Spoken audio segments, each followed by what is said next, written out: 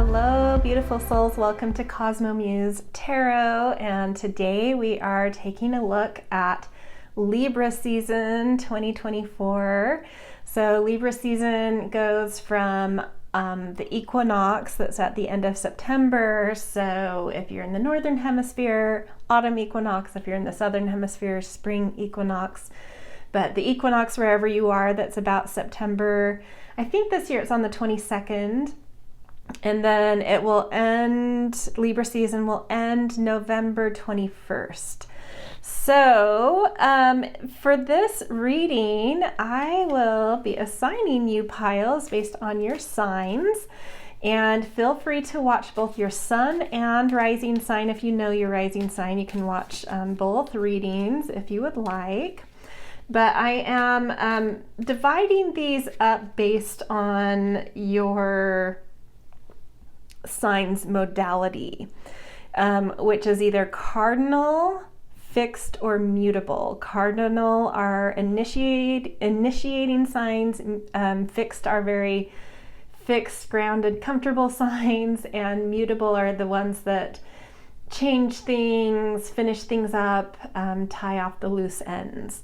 So I will let you know which category you are based on your sign, but let's pick the three piles first to just sort of indicate just like an avatar for your pile, basically. Okay, so for cardinal signs, we've got the bear. For fixed signs, we've got the elephant. And for the mutable signs, we've got shark. Alrighty. Okay, so cardinal signs for bear. This is going to be Aries, Cancer, Libra, and Capricorn. Fixed signs with elephant. This is if you are a Taurus, Leo, Scorpio, or Aquarius. And mutable signs for August. Wow, why would I say August? We're way past that. For Libra season, mutable signs, we've got Gemini, Virgo, Sagittarius, and Pisces. So just a quick overview of what we'll be doing. We'll get a general overview of the month, the general energy of the month. I will tell within your group, each sign that's in a group, I will give like a real quick keyword or two about why your modality matters in terms of categorizing you guys this way and what that is connected to this month. There's a common thread for each of these, but I will call out each sign a little quick sentence more specifically for you. So general overview for your sign, a quick synopsis of why you fit into this category. And then we will also be looking at a little bit of extra based off of the ruling planet of the season, which is Venus. So we'll see how Venus is also kind of modifying things in the general energy. And then we are also going to look at the new moon and the full moon energy for your season. So kind of a, top level overview, getting the general energies, seeing how the planetary ruler interacts with that, and then looking at those full new moon aspects. Also, just headliner, we are in eclipse season coming into Libra season, and Libra is going to have a total solar eclipse in its sign at its new moon, but we'll get into specifics with that in each pile. So timestamps are below. Again, feel free to watch piles for both your sun sign and your rising sign if you feel called to do so, and I will see you in your readings. Hello, my cardinal signs. Welcome to your Libra season 2024 reading. You guys got the bear for a general energy, but just before we jump into some general cards, I want to talk a little bit about your particular cardinal signs for this season.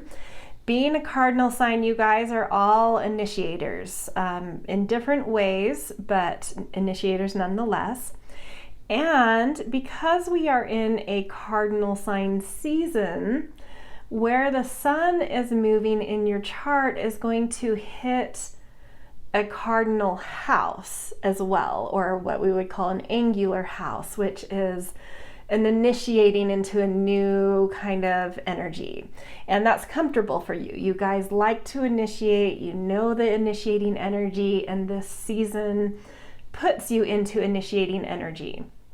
So that being said, let's take just a quick look at each of the 4 signs that are here. If you're Aries, you're starting to initiate things in terms of relational energy, finding harmonies and tensions, trust with others, but starting to initiate into more communal things going on in your life. And then if you are a Cancer, you're starting to initiate more maturity in your year. You're starting to take things deeper. You're starting to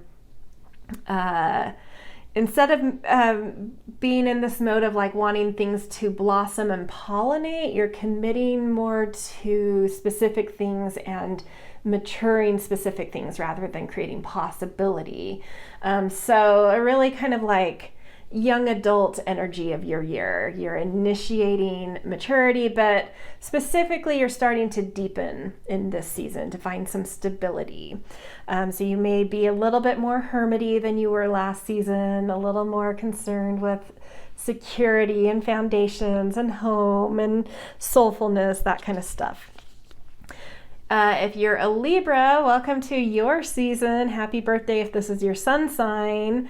I feel like we should have birthdays for our rising signs too, when we have like a rising return with the sun on our rising, but you know, I guess we get that every day. A rising return happens every day for us, so maybe we have a rising return every day birthday. But anyway, that said, if you're a Libra, this is your season. It is all about returning to self.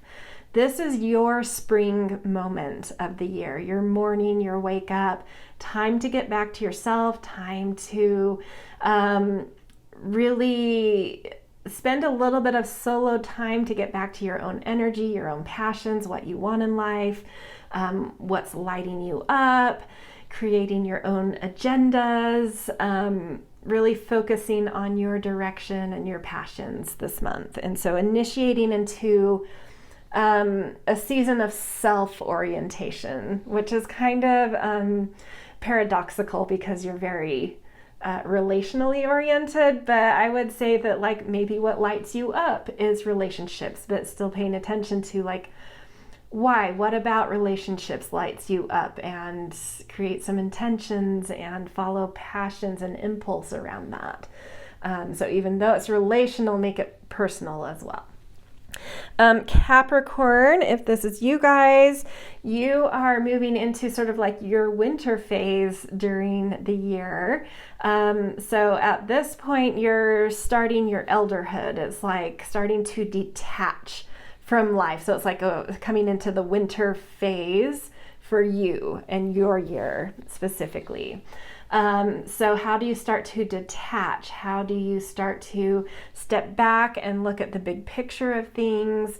And specifically when you initiate into this detaching and regenerative energy, it actually starts with kind of your big aspirations in life. So you're summiting what your aspirations were maybe in the last year, and now at this point you're seeing the summit of certain things and holding the responsibility for certain things, but now you're starting to identify maybe new goals and new plans. And so sometimes you have to step back to take a view of things in order to make goals and intentions and plans around aspirations in the outer world, around career, around position.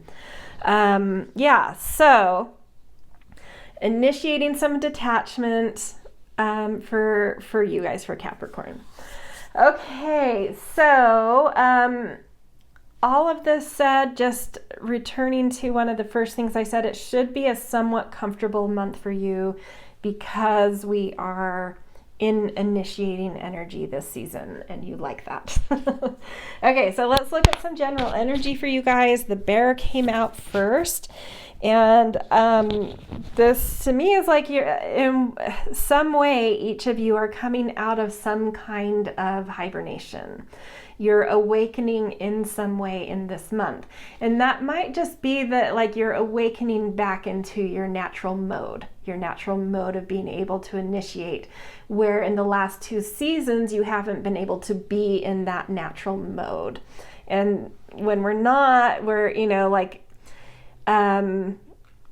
every 3 seasons we return to our mode. So we'll have 2 seasons that aren't in our mode and then 1 season that is. So, and speaking astrologically, so like for you guys, the lead up to this, we were in Leo, which was a fixed season, Virgo, which was a mutable season. So you had 2 astrological seasons where you the energy was not about initiating, and it can be frustrating when it's not about that for you guys. And now we're in Libra season, which for you is initiating. So you're back in your home tone, and like that may feel to you like a reawakening. That's the sense I get with the bear here,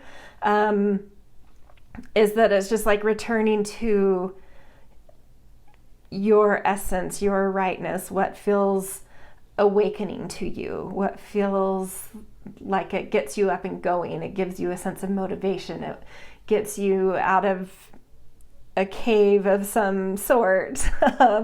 Yeah, okay. And then let's get a deep, dark, and dangerous oracle to go with this. I just thought going into fall, I wanted to use some more kind of, I don't know, mysterious cards as well. Okay. Ooh. This top one wanted to flip out. Mormolkia? I don't know how to pronounce that. I probably said it wrong. And its keyword is service. Very interesting. I'm just going to read like a phrase or 2 from the guidebook. This is totally new deck to me, so it's always fun to have that. Service does not mean servitude. Service should not be blind or bind you. Do not give your time to people who do not appreciate you. Justice will be done. The Mormolekine were female demons of the underworld associated with the goddess Hecate. The term can be translated to mean terrible wolves. There is confusion about the Morolike, about what they were. Many scholars believe that they could be as benevolent as, say, the boogeyman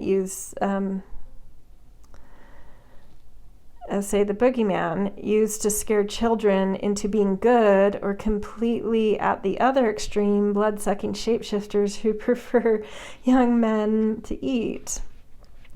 Remembering that dark goddesses such as Hecate had their stories twisted for the negative once Christianity washed over the continent, the truth of Mormoleki may have been somewhere in between. Hecate was said to have control over dogs and wolves, and that canines of all kinds barked when she was near. This alone would atone for the fact that Hecate may have had wolves or wolf-like creatures working with her. She may too have had demons, which were benevolent creatures, not demons. It's spelled different. Demons, Daemons, which is sort of like your creative passion, I believe. And then demons that are more the traditional sense. Working with her to assist her in revenge or justice. These may have been terrible to look upon, or it may have been terrible to feel their wrath. If indeed Mormoleki were a monster they were made out to be, these women who were vampiric and took the form of beautiful seductresses, then their victims may have been all love and light, may not have been all love and light either. Not always is being of service easy. Not always is finding justice easy. Interesting.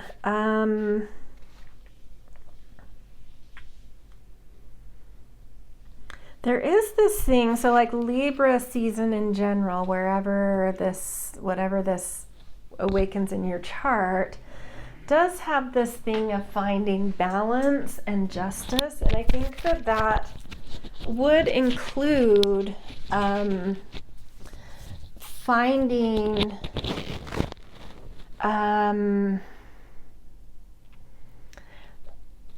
the balanced way to use darkness and the balanced way to use light. And there's something that you're waking up to this season of, like, sometimes you kind of have to tune into serving others by sort of maybe reflecting some darkness to them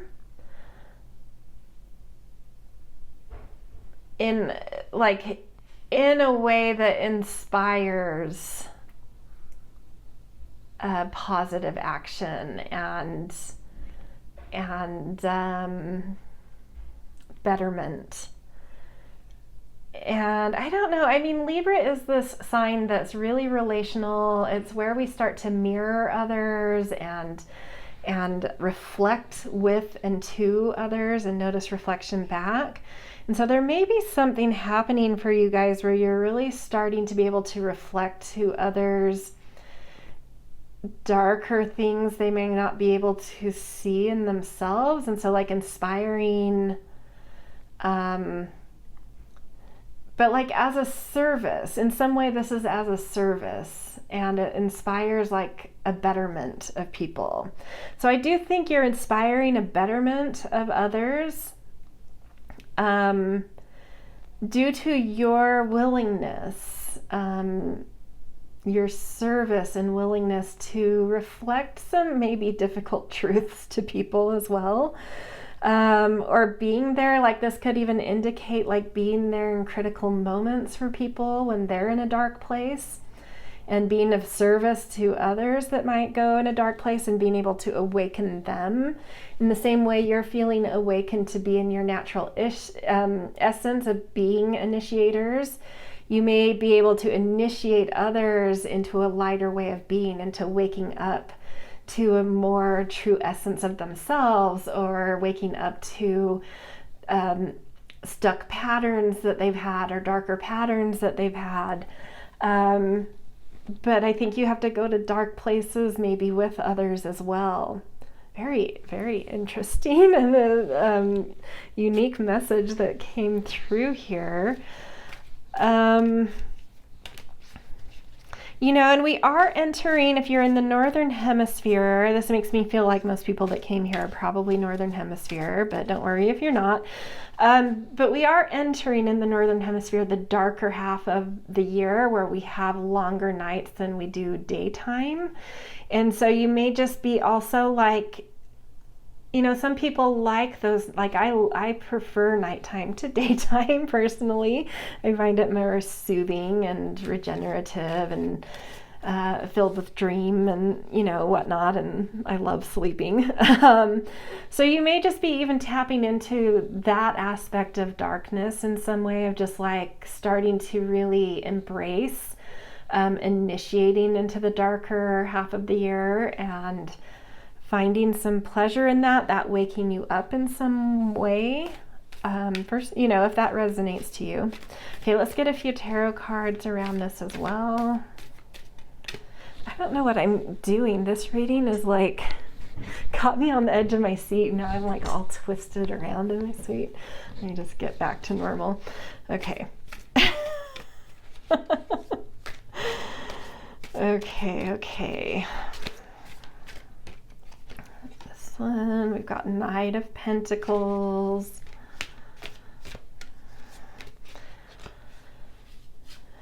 We've got Queen of Swords. Let's see. want to get one more tarot card, but I think I need to scooch everything. Okay, sorry, 1 second. Okay, one more tarot card. This one wants to come out, and the Devil. Yeah, I mean, the Devil's showing up in that kind of like service in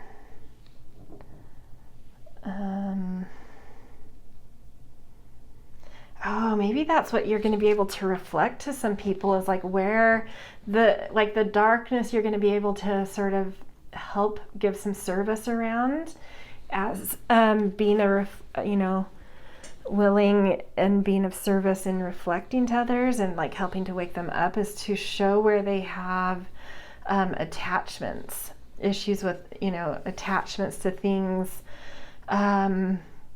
looking a certain way, or attachments to status, attachment to the material realm, attachment to appearances, attachment to expectations, norms, whatever it is. And you're using, like, the Queen of Swords is, to me, a very Libra-esque card.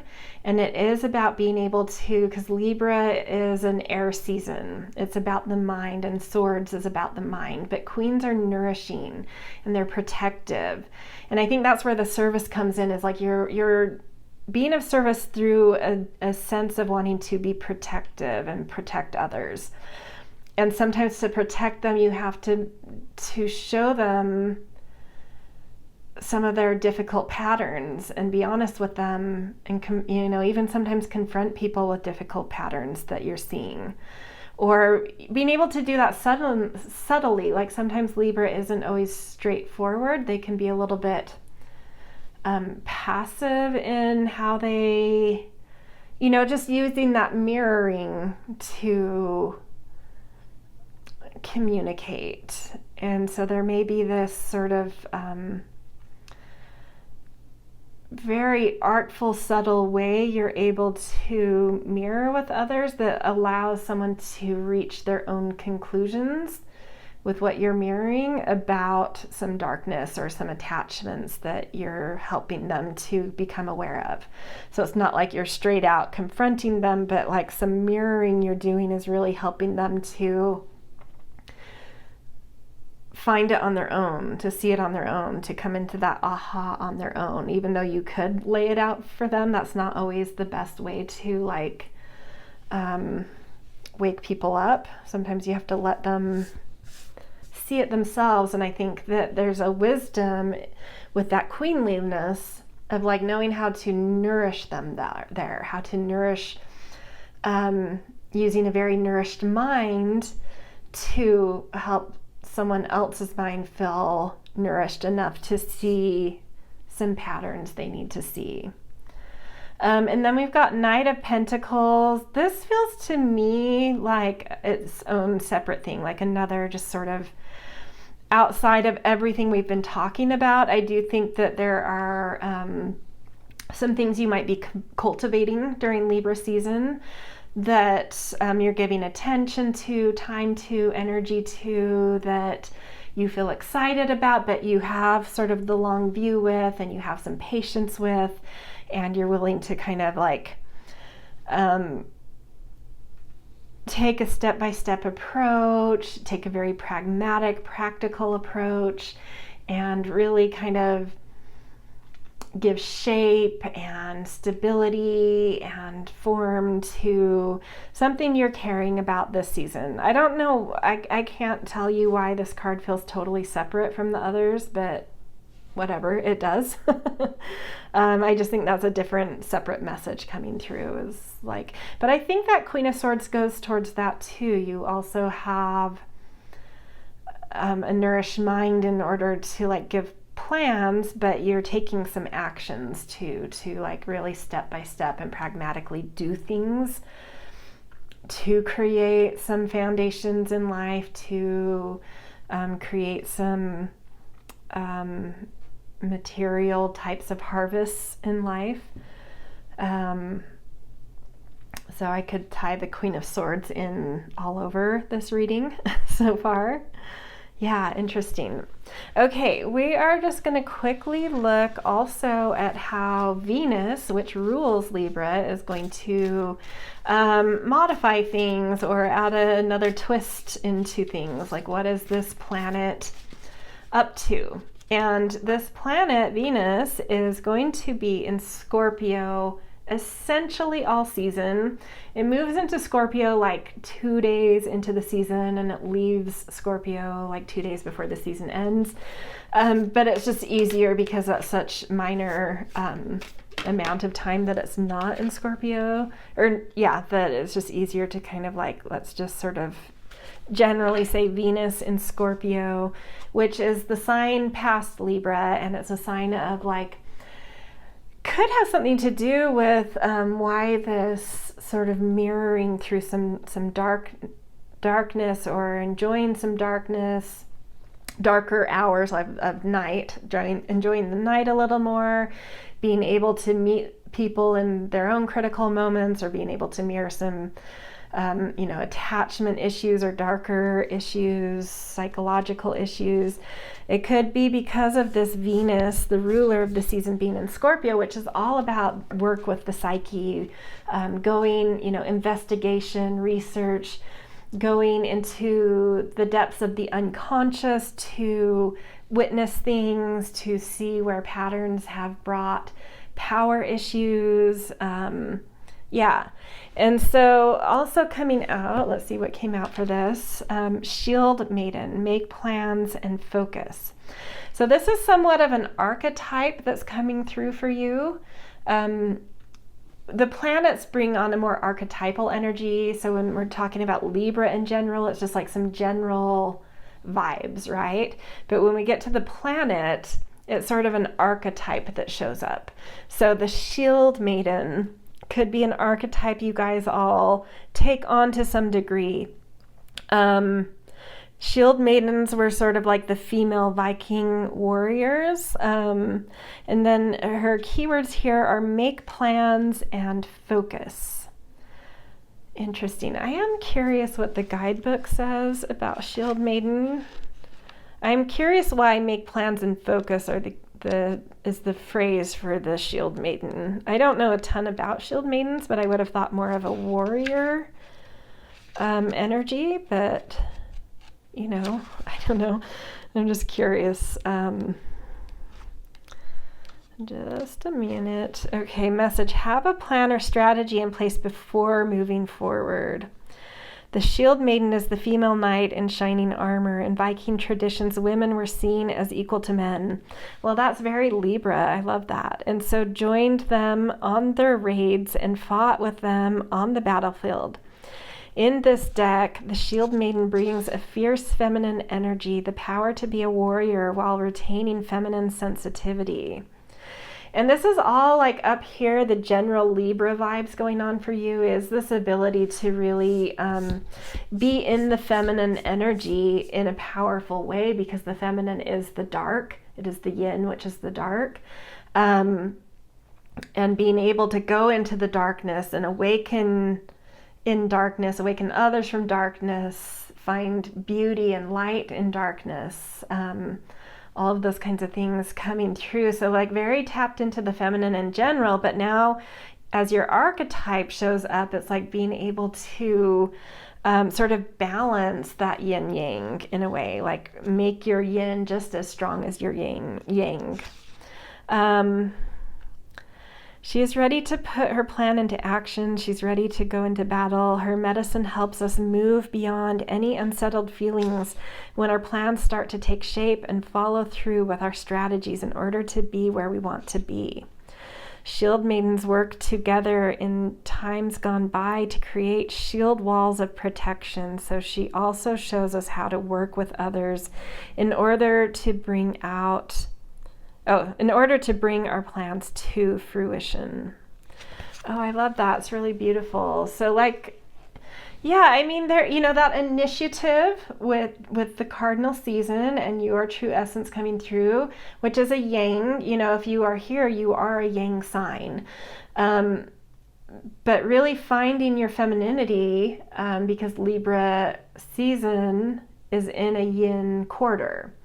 And so there is that balance coming through, and the archetype showing up is one that really knows how to, I heard this phrase in a pod. I hate when I do this, when I hear a phrase that really sticks out to me. And I don't think that I'm going to be like repeating it, so I don't write down where it was from or take note. But then like weeks later, I'm still thinking about the phrase, and I'm like, where did I hear that? So I'm sorry, I'm not going to be able to like give credit, but someone else said this in like a podcast or some video, I think, that it's like, the yin and like our hearts are the thing that are supposed to be the thing that are, making the plan, telling us what the focus is, what the plan is. And then the yang is the one that's supposed to take action to carry out the plan. And this was from, I don't remember the channel's name, but it was about the heroine's journey. And they were using Frozen 2 as an example of a step on the heroine's journey, which I think is actually the step that we're going to be in. With Venus is the planet that takes us on heroine's journeys. Every 19 months we go on a heroine's journey, because that's our synodic period with Venus. Don't worry if you don't understand that. But we're in that phase. Venus in her heroine's journey during this season is in this phase that is very shield maiden in terms of what this card is talking about, where it's like, you've really empowered the feminine, and the feminine is the one calling the shots, that feels what needs to be done and has let the dams burst, is really reconnecting to its emotion and flow. And then, so like, there's this point in Frozen 2 where Anna, I don't think I've actually even seen Frozen 2, so I'm going to butcher what was said. I apologize if I get this a little bit wrong, but I think she has to like literally break the dam or save people from the broken dam or something. And her boyfriend, so she's like trying to hurry, she knows what needs to be done, but then the boyfriend comes along, and instead of that masculine taking charge and like, this is what we need to do, he asks, what do you need from me? And so she tells her yang side what to do from the feminine. And that's what it is here. It's like your feminine is telling you what to do this season, and your masculine side is able to then take action and do it. And so that is your archetype showing up, and it gives you this ability to make plans and to find a focus, and then to take action on those as well. Very cool. Okay, let's get just a couple of tarot cards from this, and then we'll look at your new and full moon for the season. 6 of Swords. Ooh, interesting. And then 7 of Wands. I think this power you're standing in as the Shield Maiden is really kind of a change for you. It's you're embracing a more full spectrum of who you are, and you may feel this season that it's starting to change, like some environments in your life. Like you may be drawn to some environments that are a little bit more peaceful. It may lead you out of some rocky terrain as you really embrace this more integrated yin-yang aspect of self. It may take you to environments that are like more you, if that makes sense. There is, with the Shield Maiden being a warrior though, and then the 7 of Wands coming up, there is maybe some defensiveness being felt this season. A need to hold your ground, a need to stand your ground, a need to hold your position. So some of the goals and plans that are coming up in this archetype in you may be to kind of like protect some ground you've gained for some reason. but at the same time, you're finding better shores. It's an interesting concoction. I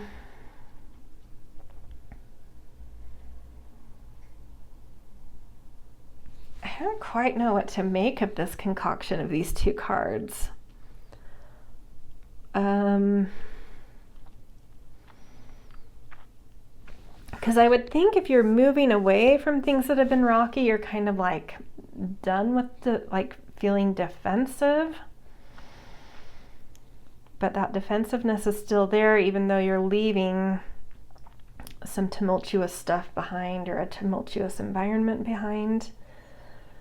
It might just be in your own self, in your own reflecting, one of those attachments you're still needing to let go of, even though you are moving to more resonant, harmonious shores for you. There may still be some attachments to a defensiveness that you're still going to need to do some psychological work on throughout the season. That does, with this being connected to Venus in Scorpio, that does feel probably accurate. So you're mostly moving on, but there's like these straggling chords, to what I would say has to do with environment. You're moving away from a rocky environment to one that's more smooth, but there's still, like psychologically some defensiveness you're still gonna maybe be working through. Okay, let's move into your new and full moon of the season. So we've got the Libra solar, the new moon in Libra season is an eclipse. So Libra solar eclipse on October 2nd, not 7th, 2nd.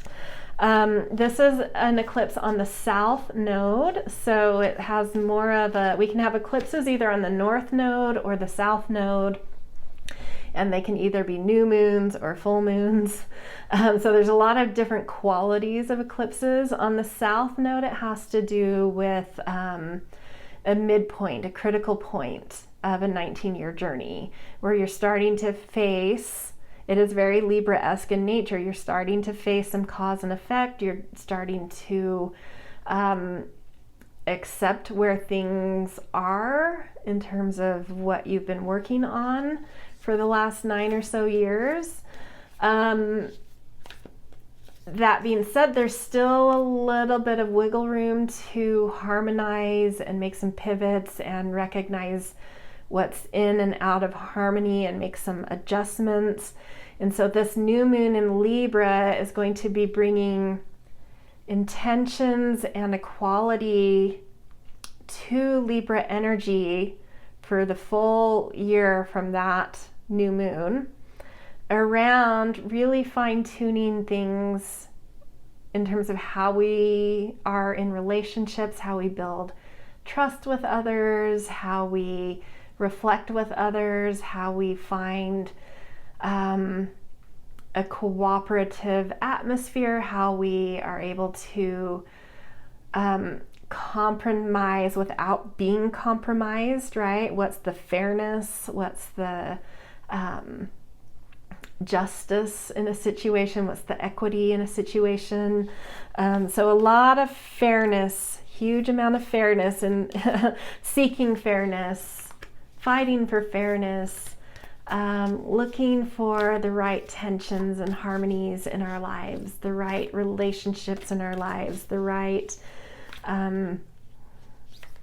balance of our own yin and yang in our lives. All these kinds of things are coming up with this Libra eclipse. And we have the cave, very interesting. So I think a lot of personal work over the next, once we come to this Libra eclipse, you could feel a relational aspect of you go a little bit into its depths, wanting to find, like, the thing you may be working to find more attunement with and more resonance with in terms of relationships and equity and harmonies in your life is like what feels soulful.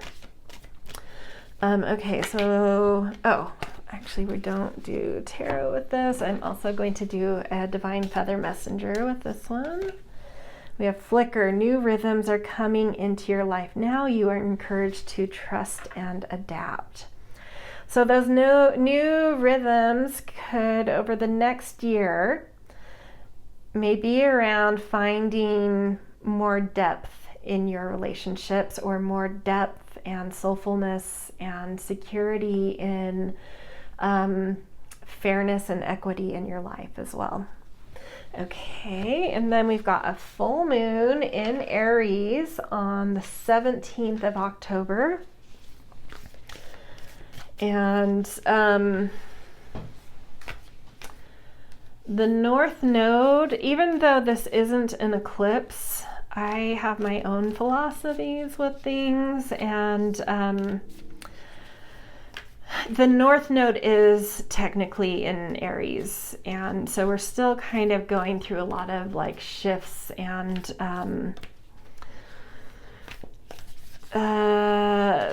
prominent focus on Aries things. So this full moon is going to bring up a sensitivity point in our year, in my belief. Around, this year has brought a lot of Aries themes around confrontations, sparking wars, a lot of things. I feel my personal, maybe because I'm just attuned to it, but like a lot of narcissists have been in the news, and a lot of bullies have been in the news. And so the full moon is always playing off of the new moon seeds we set 6 months prior. So those new moon seeds were under an eclipse in Aries. And that eclipse was behind the North Node, and there's a lot of shadow work in those seeds. And so the full moon, it's a more private time, it's a more internal time, but I think we're going to be working to find our own sense of like listening to our intuition and soul around sort of the shadow work we've done around aggression and selfishness and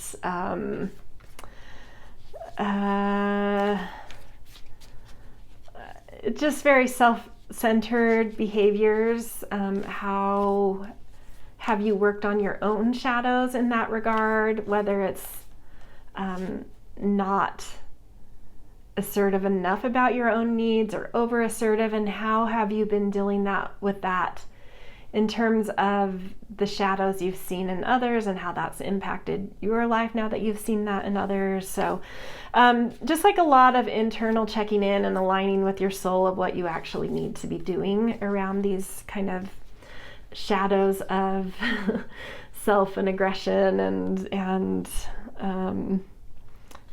that kind of stuff. Oh, interesting. Empty room. I feel like that came out last season for one of the moons in one of the piles. It may be at this full moon you make some choices to clear some patterns of yours or some people out of your life. You may feel like you have cleared a slate in terms of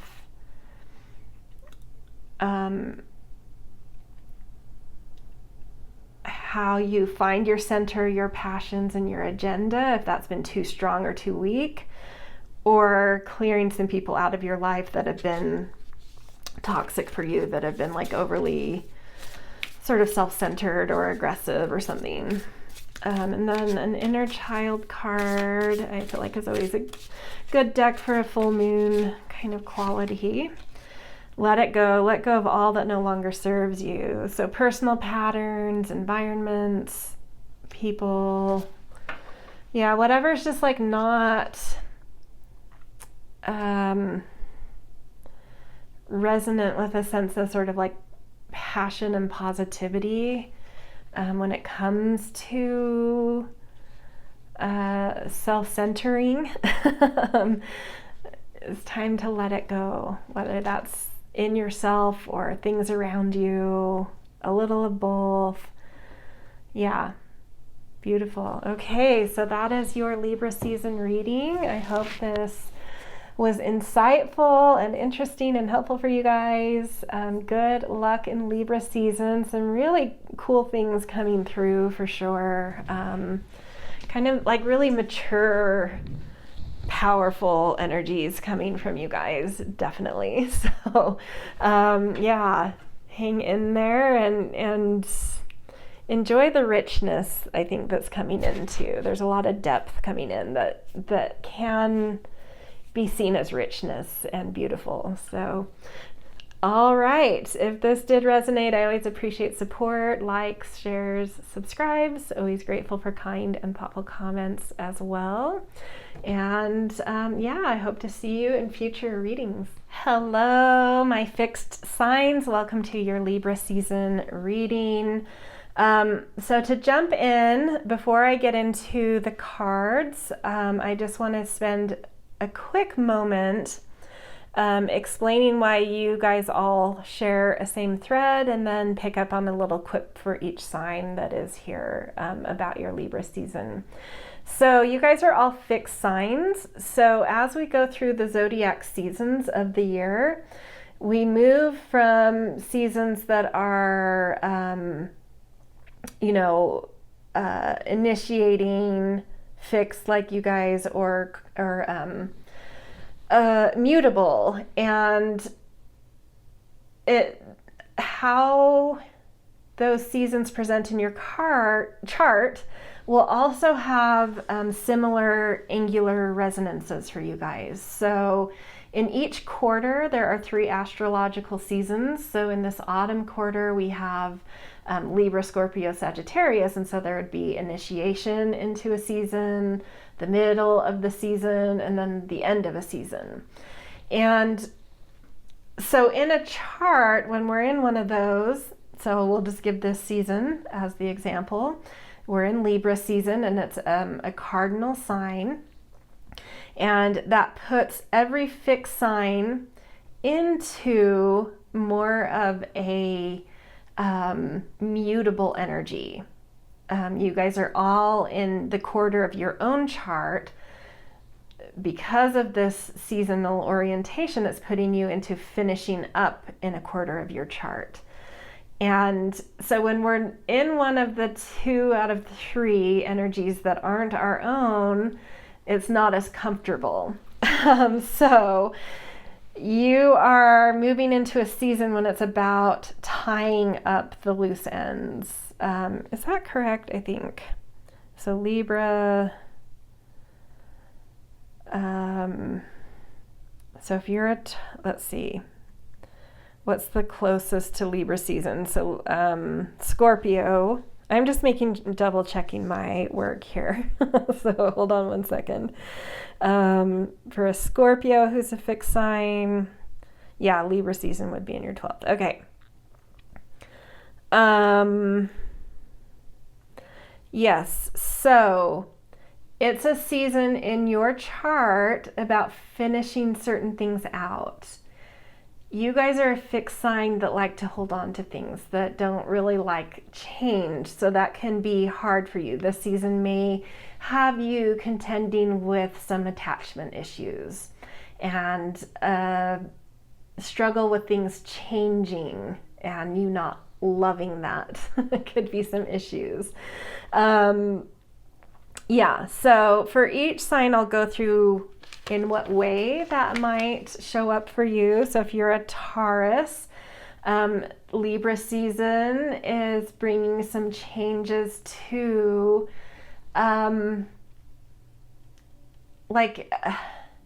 your maturity, what you've been maturing for the last 2 seasons. You're tying up something about that. And so you're needing to do a lot of editing and tweaking and refining of priorities, which looks like your lifestyle and rhythms and work-life balance, and some things may need to be edited out and cut and weeded out, and you may not love that process and may struggle to want to let go of certain priorities or to refine your lifestyle because you're attached to all the things you've grown in the last couple of months. But we can't hold it all. Sometimes we have to decide what our priorities are in order to let life run smoothly. And so you may find yourself struggling to allow some changes in terms of processes, lifestyle, day-to-day rhythms and priorities. If you are a Leo, you are ending the quarter that is all about self for your chart. And so things in this season are all about like pollinating and creating possibility and connection and community, but you're coming from a time where you really created like molded life and possessed life and made it beautiful and figured out what your values are. But now as you get out and you connect and pollinate and see how other people's are doing, it's going to like push on you to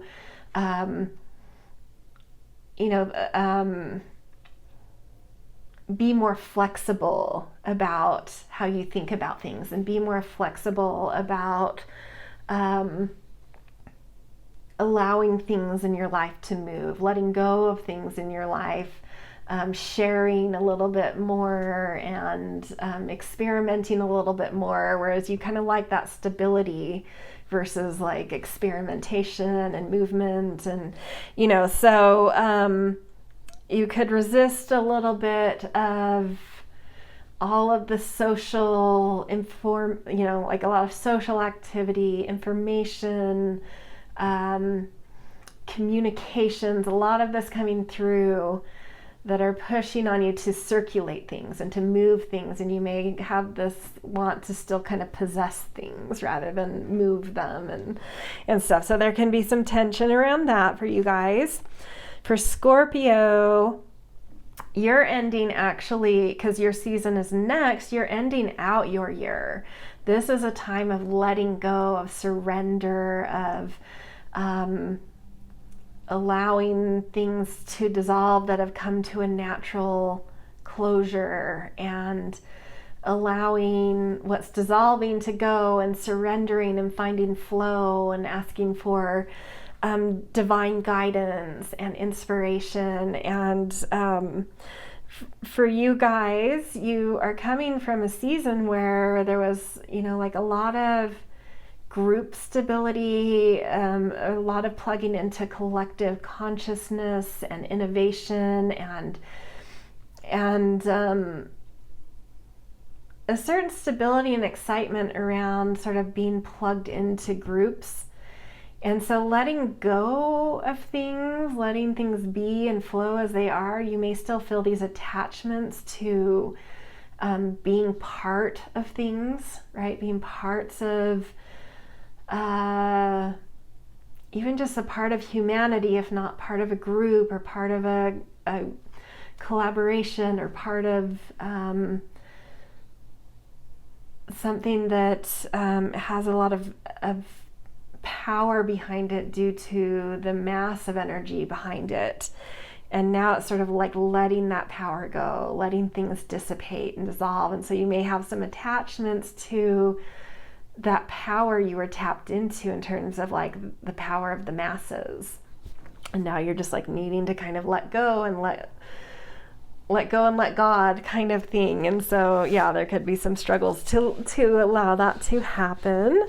And then if you are an Aquarius, you are coming from a time where a season where there was a lot of investigation and depth and intimacy and connection to what power is and how to be more empowered. And now you're moving into this time where you're going to be pushing yourself or being pushed to broaden your perspectives, to think differently, and to expand in ways that are uncertain, that you're in over your head. And so you may have some attachments around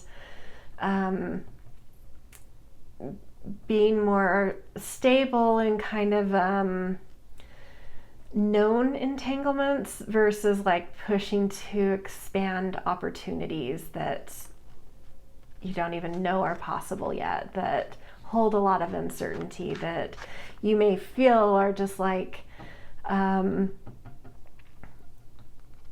just getting yourself in over your head and not really, there could be moments where you want to hold yourself back from that, but you'll be pushed to do that, or you will push yourself to try and do that if you really tap into the energy. Okay, so that was a little bit about each of the 4 signs here, how you're tapping into kind of tying up some loose ends in certain ways. But let's just jump in now to the general vibe of Libra season for you guys. So Libra season is all about finding the balance, finding the harmony. There's a lot of relational energy with Libra, finding the right give and take, equity, fairness, justice.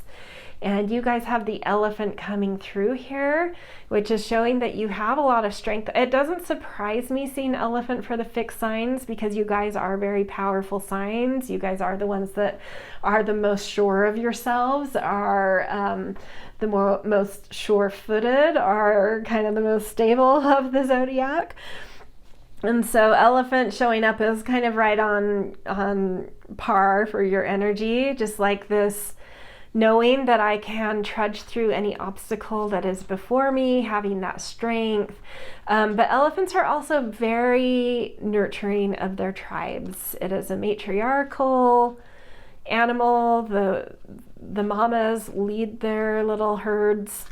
They're very protective of everyone in their herds. They're very nurturing with everyone in their herds. So definitely this energy of like, I will overcome, and also like, I will protect and I will be protected. I am part of an energy that is, that works together.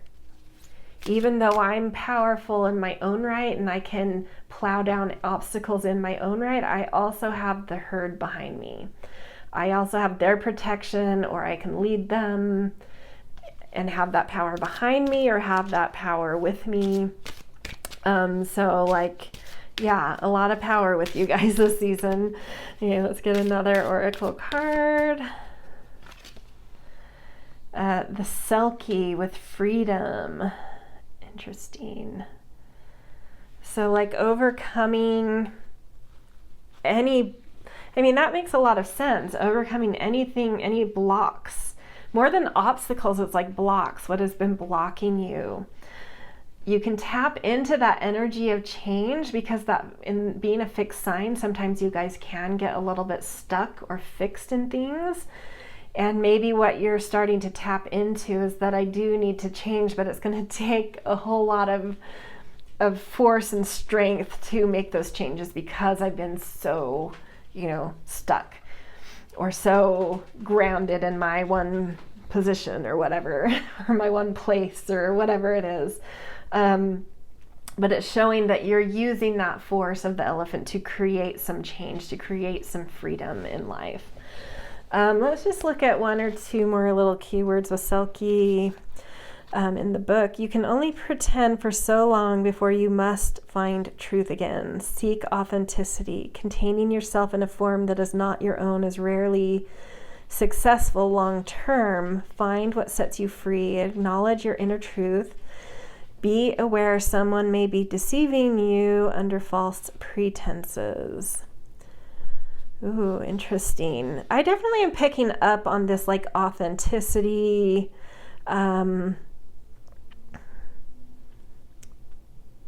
Putting yourself in a form that's not yours and breaking free to be more you. So I don't know if recently you've had certain expectations or requests or trajectories that have kind of led you down a path that maybe you're not feeling. In Libra, we can really make some tweaks and adjust in life by feeling resonance. So something's not resonating with you.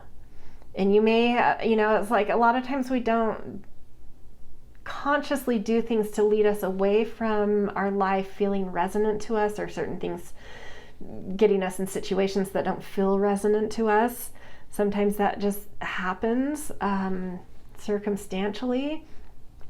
But I think there's something this season where you're waking up to that and you're like, oh, I'm somewhere I don't resonate, and I need to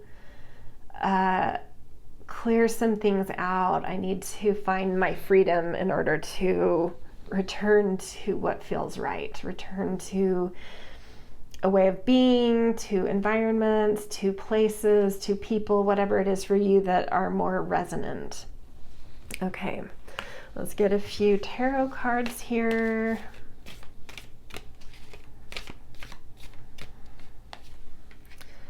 The World. Oh, interesting. Knight of Cups. Eight of Swords. Is that trappedness again? Interesting. Okay.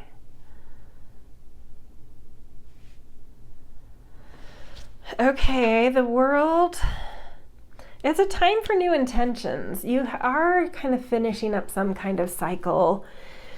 And it would be natural at the end of a cycle, when you've summited something, you do kind of come into this epitome of having kind of created a construct around you. You've built a construct now. And that's exactly the moment when you crave a new intention. You're ready to break free of that construct you have built, And so that's what I feel here. It's more of this natural process where it's like you have achieved something, but it's boxed you in a way. You have built something, but it's now pigeonholed you. And you're having new kind of poetic, romantic stirrings in your heart with the Knight of Cups, ready to feel more free to feel things, to express things, wanting to touch into life a little bit more whimsically, a little bit more poetically. And you're feeling, because you're feeling a little bit stuck, especially in your mind. Sometimes the Eight of Swords isn't a bad thing, because it's connected to this Gemini energy, which can be kind of teenage-ish energy. And left to their own devices, teenagers can't, they love freedom. They want to create possibility. They want to pollinate. So they're, scattered and superficial. And that's a beautiful thing to be when you're a teenager. But sometimes you have a gift, or sometimes you have really wise parents that say, if you really want to go to, a good college, you're going to need a scholarship because we can't afford that. And so maybe you need to really excel academically or in a sport, which means you need to focus. And so then you limit yourself as that teenager in order to have a payoff down the road. But as a teenager, that can feel really constricting and confining. And I kind of feel that because we also have the World here, I kind of feel like there's something it's like you've sacrificed some playfulness in life, maybe some freedom in life in order to reach some big kind of goal. But it's like you've got there. You've reached that summit, and I think your soul is asking you to now be more free, be more playful, be, experience some things that you've given up because of the amount of focus and dedication you needed to give to something. And because this is just a seasonal reading, that might just be in the last few months you've had to kind of forego social activity, or whatever it is, in order to be more focused, or you've had a lot of responsibility on your plate. But it's saying like there's something going on this season where it's like you've kind of reached that that pinnacle now. And so now you can break free, you know, like allow yourself to play a little bit more, allow yourself some freedom.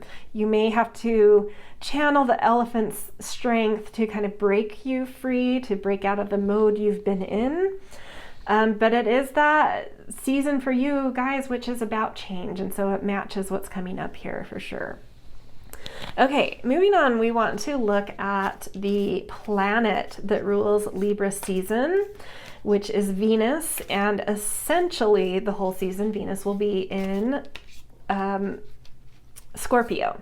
It moves into Scorpio like 2 days into the season and out of it like 2 days before the season ends, but I'm just kind of, to simplify, it's like basically it's in Scorpio season this month. And so where like Libra or a zodiac energy, a sign, has kind of qualities and energies, the planet is where we take on more of an archetypal energy. We show up as like kind of a character or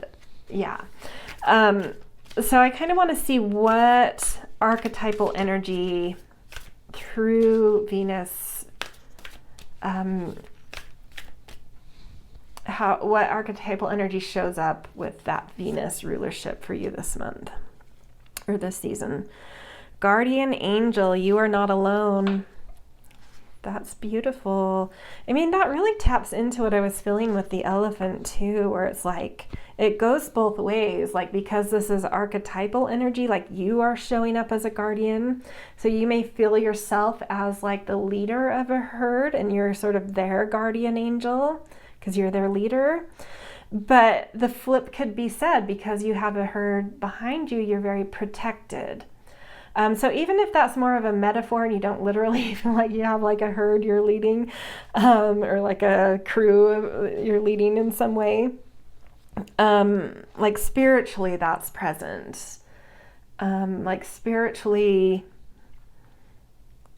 you are presenting as kind of guardian angel energy for whoever's around you. And guardian angels are all around you as well. So that's a beautiful archetypal energy to show up. With that Scorpio element, it's, you know, like Scorpio in relation to guardian angel, I think is just like, there's nothing to fear. There's no depth, there's no darkness, there's no terror that I can't face, because I hold so much light in me and I have so much light around me protecting me, and I have so much light that I've generated within me that protects myself. So I'm not really scared to go to any depth, any place in my psyche, any place in the unconscious, any power constructs in the world that are dark and dangerous, like whatever level of psychological and power dynamic work you want to go into. It's like you're protected and you are a protector in those realms. Okay, and then a couple, 4 of Swords. Your mind is very balanced too. You're showing up in this kind of guardian angel archetype with like a very stable mind. Yeah. And 3 of Wands, something new, some new vision coming through too. So Venus is looking for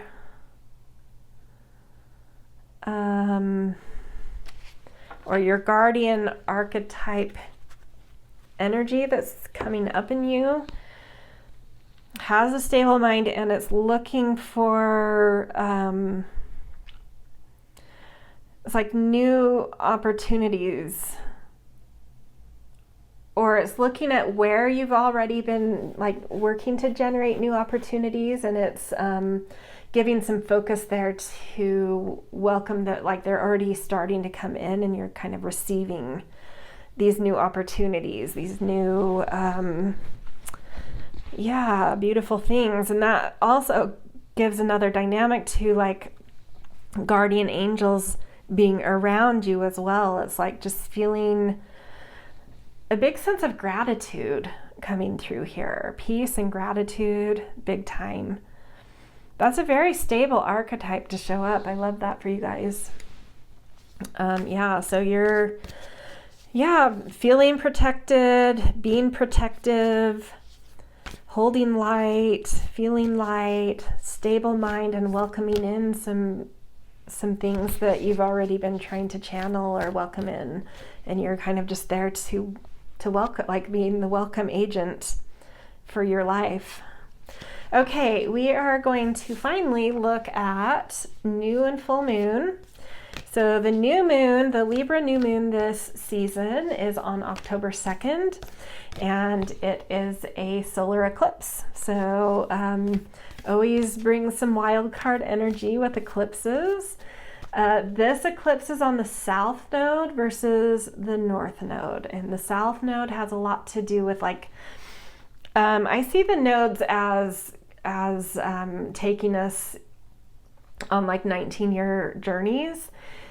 When we're at the north node, we're ending and beginning that, and so it's real wild card energy. And then when we're at the south node, it's that middle point, is the crisis point, kind of point where we have to have a reckoning with what is and isn't working, let go of things that are not working, let go of priorities that are no longer serving us, and really finding the right resonance to continue taking things forward. But it means editing, it means refining. Usually that editing and refining happens if that eclipse is before the north node, and we had that last year in Libra. This year in Libra, that eclipse will be over the south node. Did I say south node before? Both of these are before or after the south node. This year it's after the south node, so it's more about finding the acceptance for what was and wasn't edited, and then just looking to make those tweaks that really put you more in harmony with your life and with where things are going. And this is around Libra energy, so this is Libra's 19-year journey.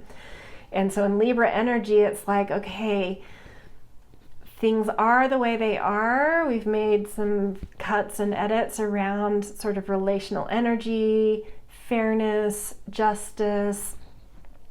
So what is, and how can I find acceptance for what is?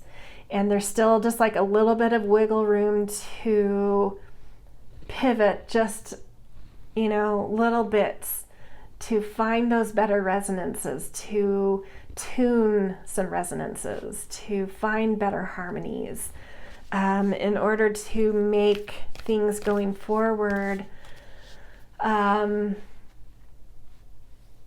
more diplomatic, more open to partnering, more open to cooperation, more open to, but finding the right things. We don't want to cooperate with just anything. We want to cooperate with what's resonant with us. But there is this need to kind of let go of the reins a little bit and allow more cooperation, allow more give and take. But where are the pivots you need to make so that you're doing that with the right things? And so at new moons, we're planting new seeds that grow that energy over the course of a year. So we're talking not just about this moment on October 2nd, that's the new moon, which we might see the first things happening, but this energy grows and develops over the course of the whole year. And you can especially track that anytime the moon goes through Libra, which is once every 28 days or 29 days. Okay, so let's take a look at some general energies here for Libra solar eclipse for you guys. The underworld. This is so fascinating because the first pile, the cardinal pile, got the cave, and these have very similar connotations. The underworld. And with all the worms here, it does feel like that kind of process of of regeneration, of breaking down what's dead in order to feed what's newly sort of,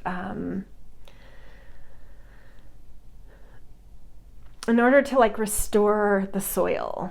It's like breaking down what growth has taken place that has naturally come to a close, and then regenerating that, using that to feed and create more like soils that can then sustain another growing season in the future. So something's being digested, something's being processed, something is being, what's the word? It's like deeper than that though. Something is being, in terms of that relational, resonant, harmonizing energy, it's like some hard, sticky, dark, tough spots are being worked on and witnessed and unraveled and unearthed kind of thing. Yeah, so like becoming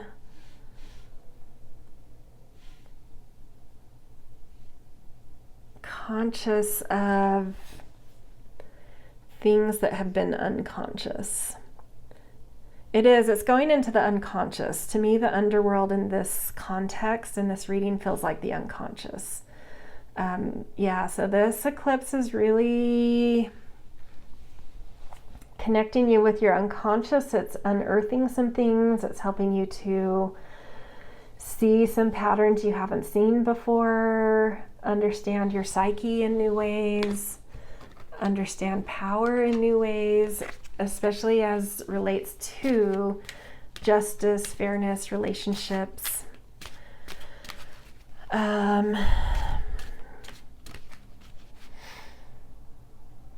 You could, over the course of the year, really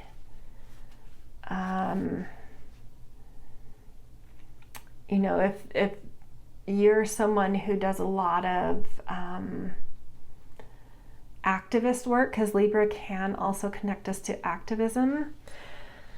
And I don't love getting political in readings, but it like feels so prominent here, is that the Israel-Hamas conflict was ignited under Libra last year,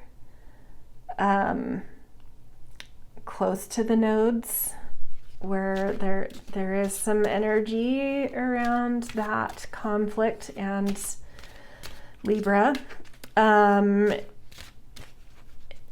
And so if you do feel like you're someone who's sort of like an advocate, you may be doing some social justice work that really unpacks and unearths and exposes sort of, I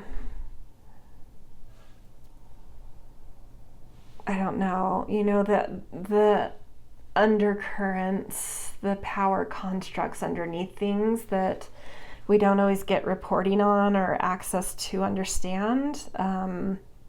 You may be someone that really helps to process that and unearth it and unpack it. That might just be for one or two people here, but for whatever reason, that I don't love to bring politics up, but that said it needed to be said. Okay, and then we've got Blackbird. The magical and unique qualities of your untapped potential are unfolding now. So yeah, some of you may really find a new ability or an ability you weren't aware of that has this capacity to go into the dark underbelly, whether if that's your own psyche, the psyche of things around you, or bigger global kind of psyche, power constructs. And finding like new potential in your ability with this. Interesting. Okay.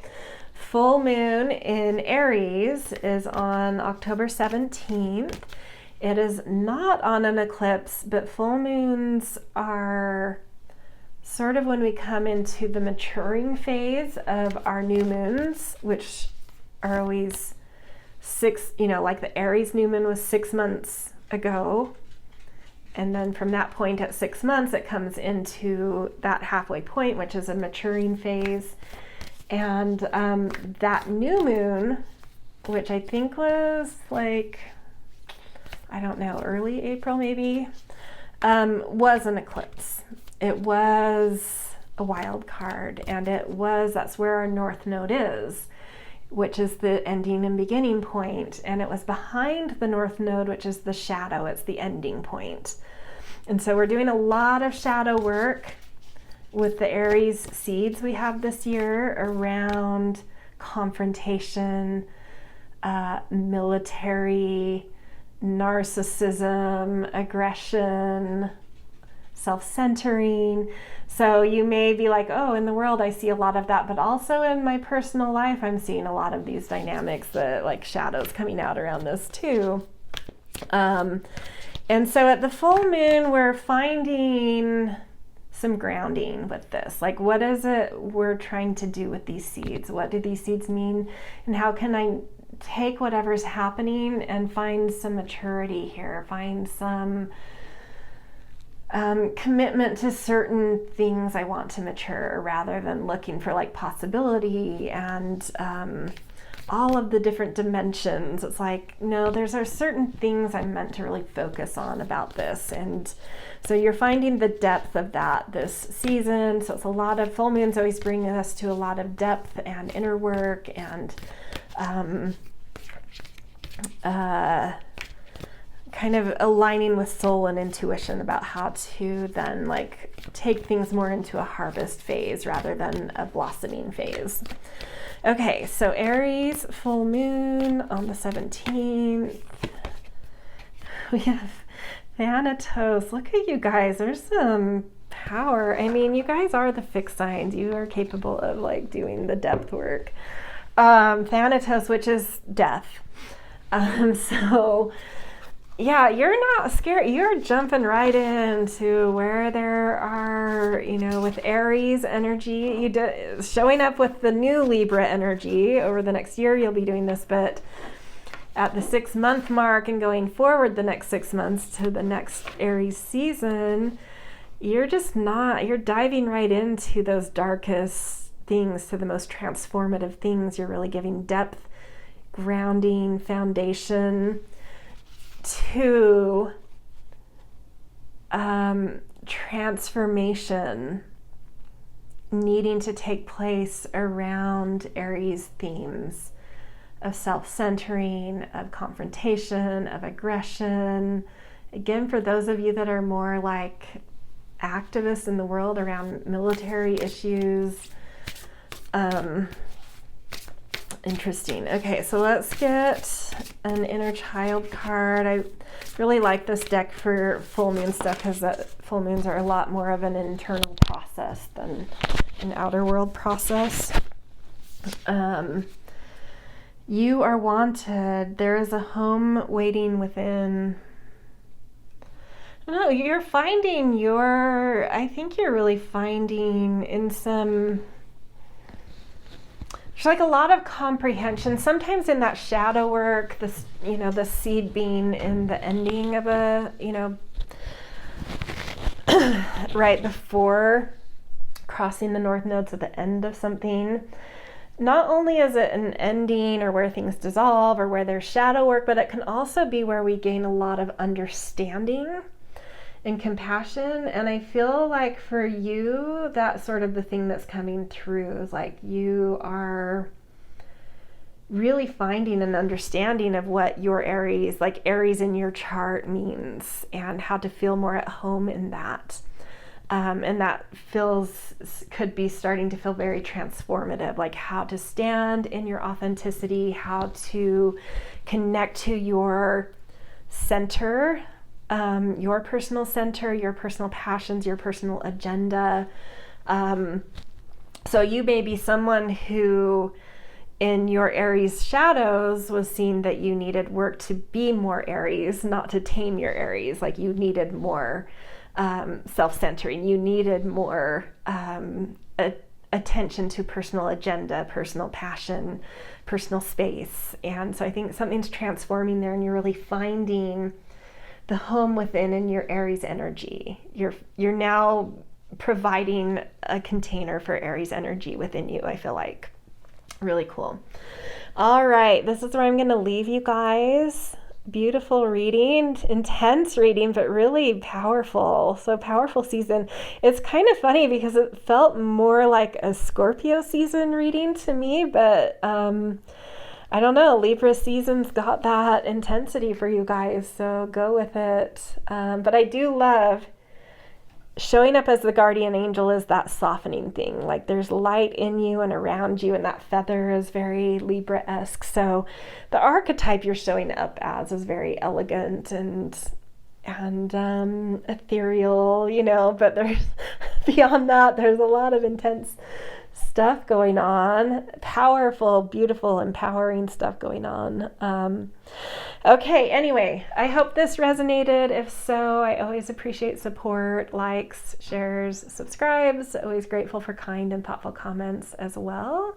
And yeah, in general, just thank you for being here, letting me read for you, especially in a bent of like my astrology expertise. I'm trying to do that a little more because that's really my you know, the thing I've done for like ever, for so long.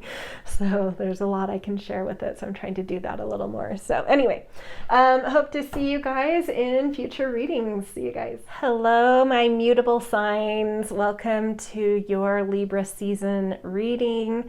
So before I jump into any of the cards, like I said in the intro, I just want to do a little bit of work with, why you mutable people are packaged in one group, and just like a quick sentence or two for each of the 4 signs that are here about your Libra season, where you're oriented in your own chart with Libra. Okay, so you guys are mutable signs. So in like a zodiac construction, Western astrologers divide it into 4, so that kind of matches like the 4 quarters, or you know, it puts 3 astrology signs in each quarter of a circle, and the rhythm of that is initiators, and then fixed, which is like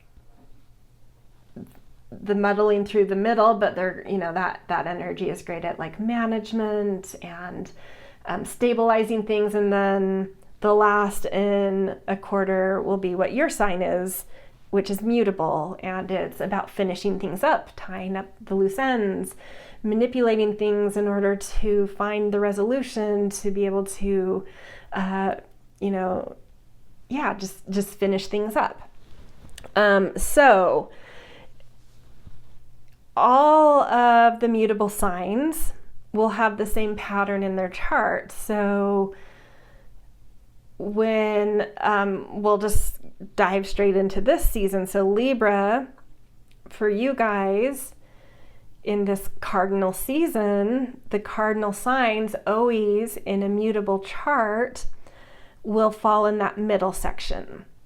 And so your season for you is about slowing down, managing things, persisting, making things feel comfortable, but also just like being more stable, present, a little bit fixed, a little bit more, to me it has like a receiving energy in a way, just like being slow and present to what is, and like sort of receiving that what is and stabilizing it, and finding the comfort in certain things. So just like allowing life to move through you and be a little bit more comfortable, be a little bit more slow.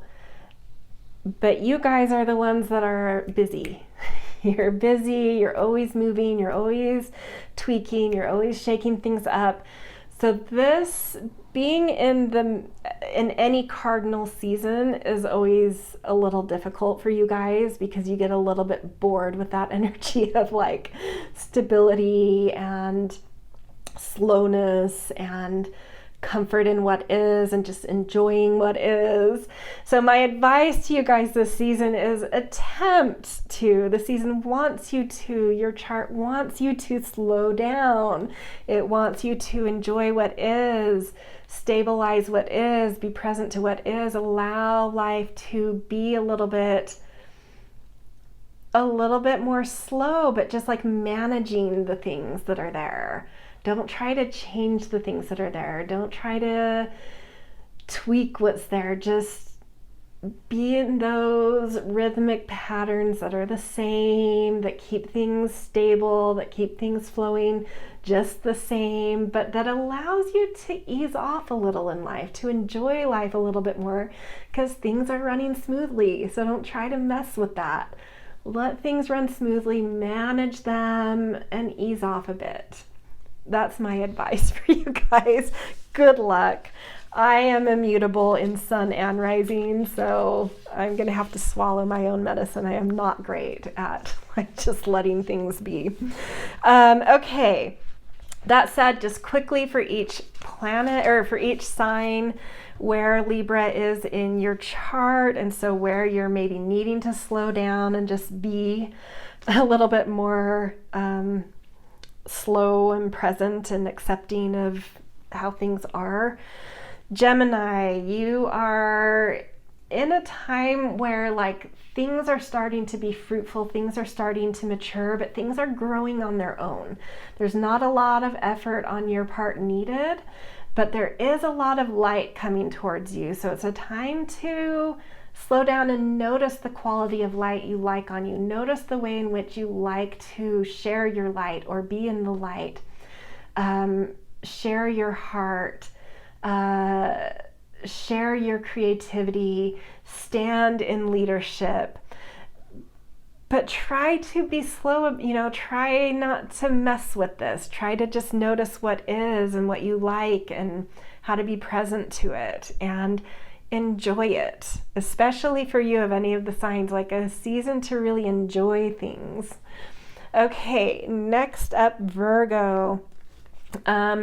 You are in the midpoint of the self quadrant of your year.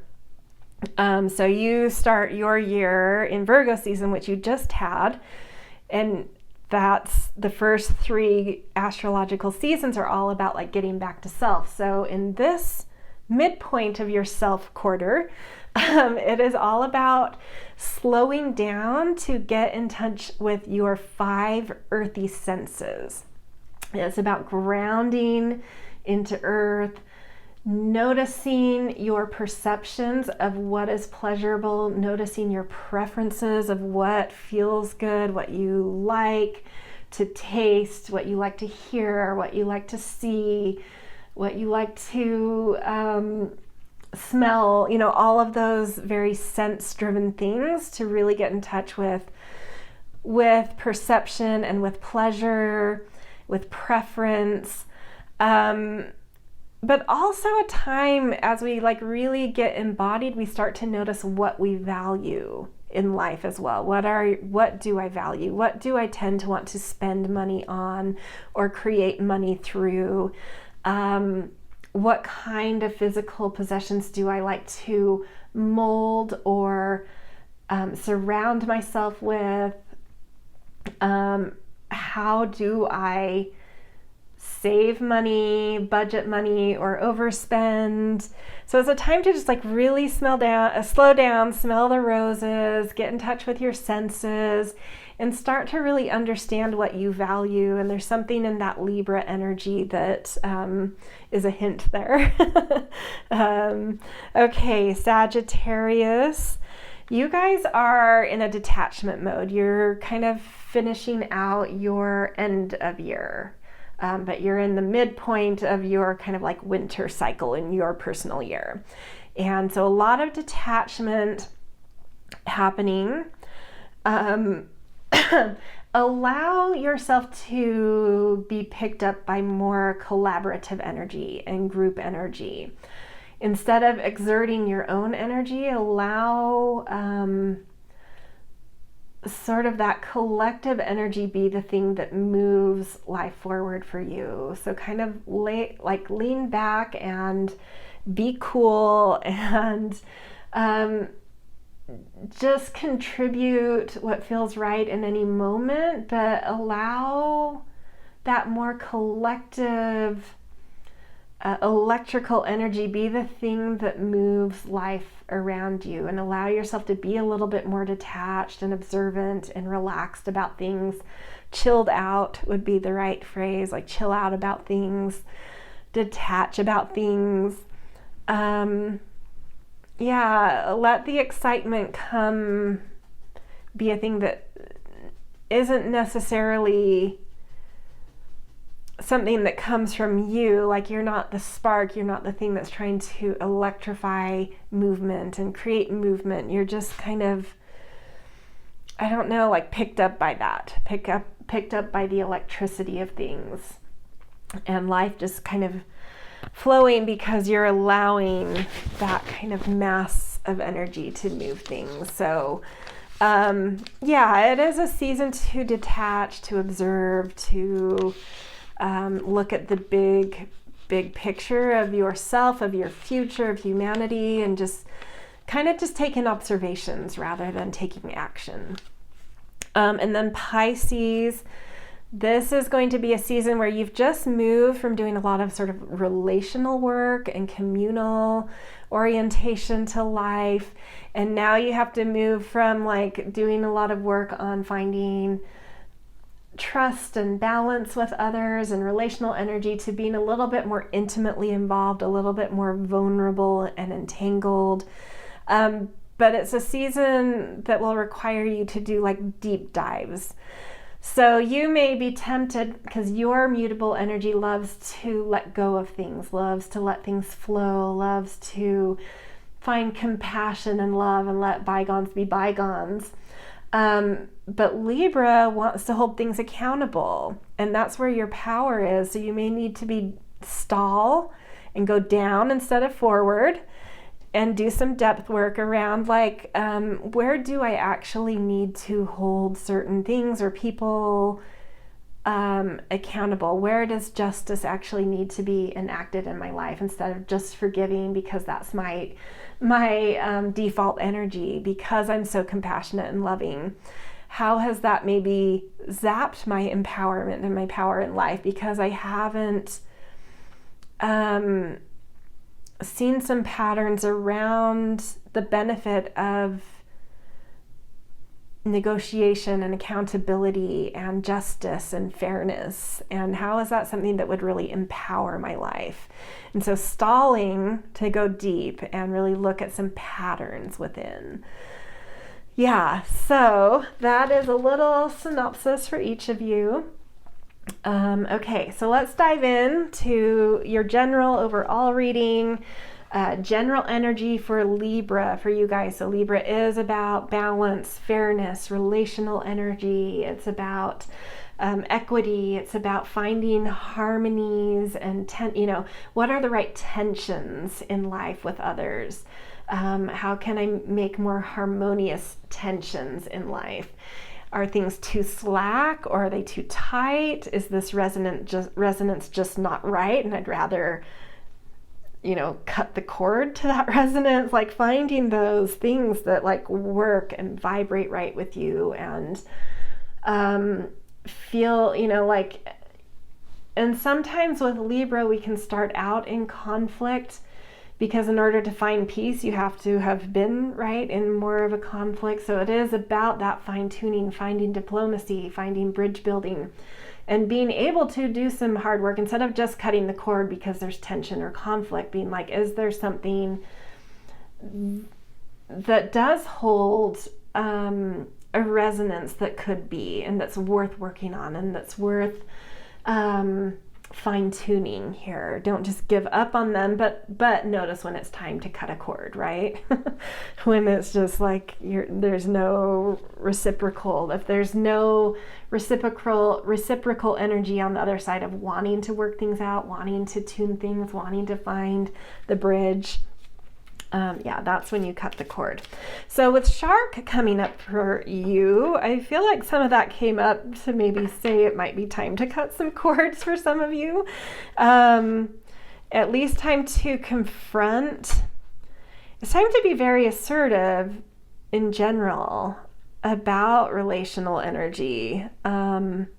Whether that is like we really need to put some work in to find that bridge building, to find the right tension, or whether you need to confront that like this just is never going to be the right tension. That other side is not putting in any work and doesn't seem interested in putting in work, or they blame shift, or they gaslight, or anything that's, just shows an inability to take accountability.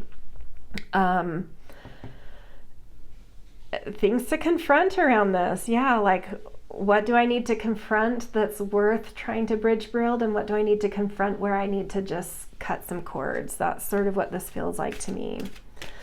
This could also, like Libra also is like an advocate and a social justice warrior. So there could be like, you could be very assertive and confronting about some social causes as well for some of you.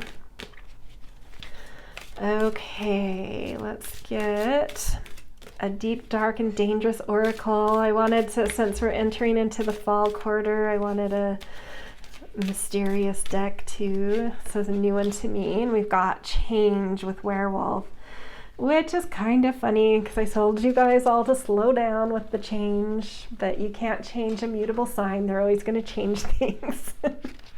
Okay, let's look a little bit more. I'm not going to read the whole thing from this, but it is a new deck, so I don't really know much about these. So change, werewolf. Seek and acknowledge your true nature. Understand what is driving you. Wild versus socialized. Control versus chaos. I love that. Finding the right attunement of like, yeah, where is your wildness versus civilized state? What is, what is, what was the other thing it said?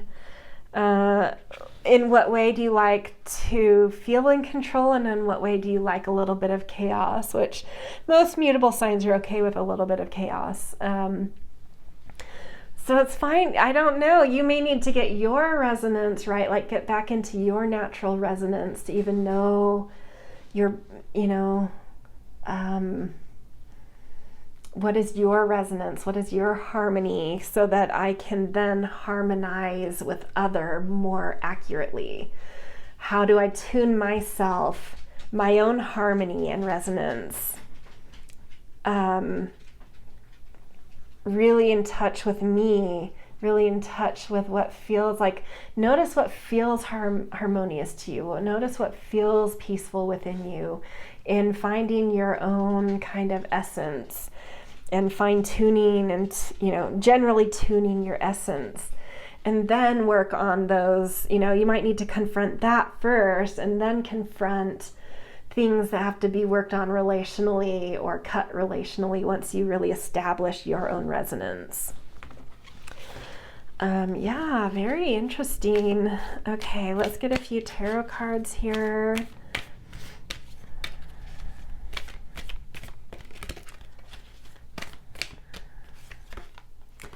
Ace of Pentacles.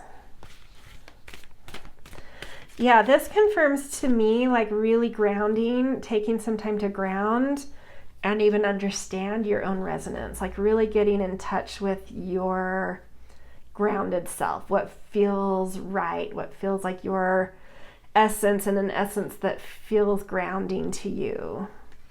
Queen of Wands and vibrant, like, and how does that turn you into a more vibrant self?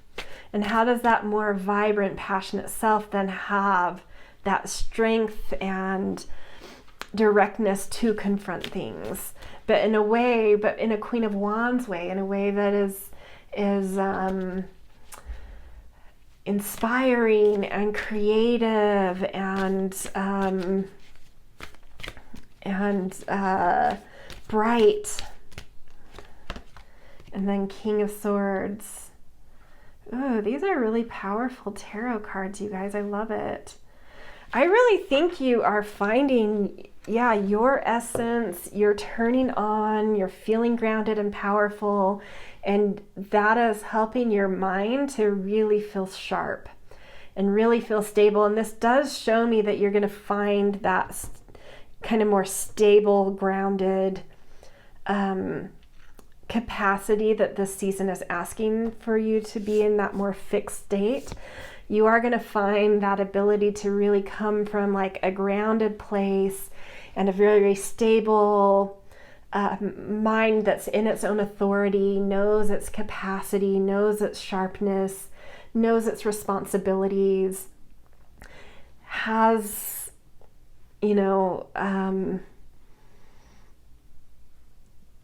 has the right kind of qualities coming out of it that garners sort of respect and honor.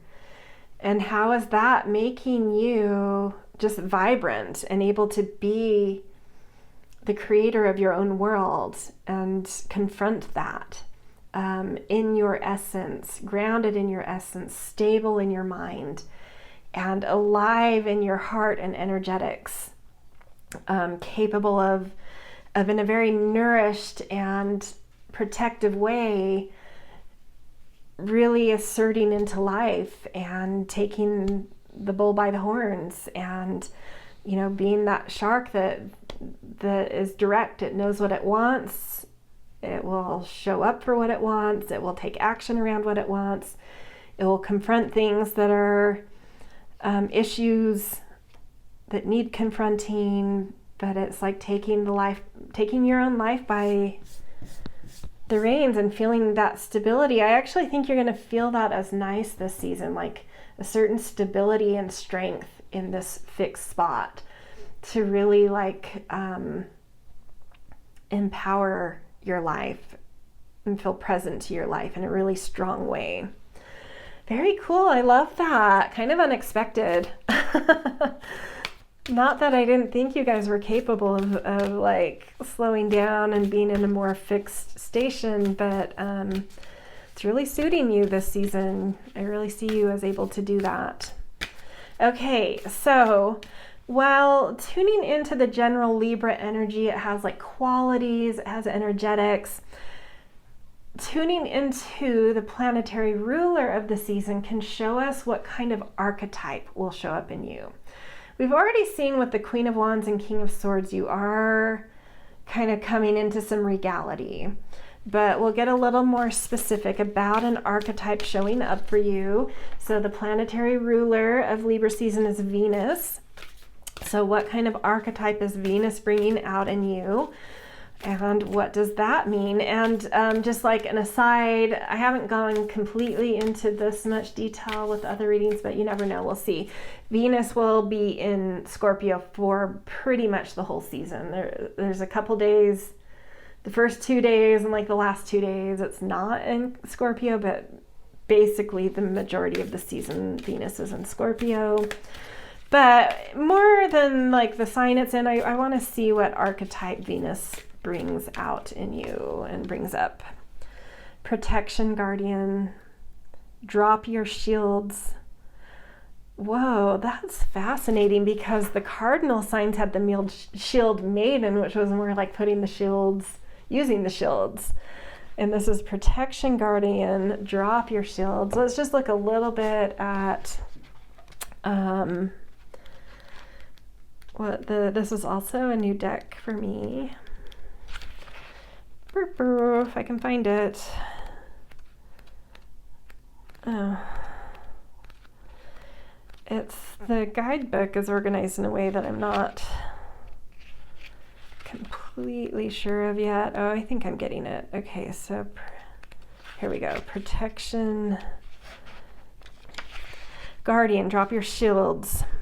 Drop any shields of shame, resistance, and fear that are standing between you and your chances of enjoyment and fun. Know that you don't need to hide who you are or the gifts that you have. You were born to shine.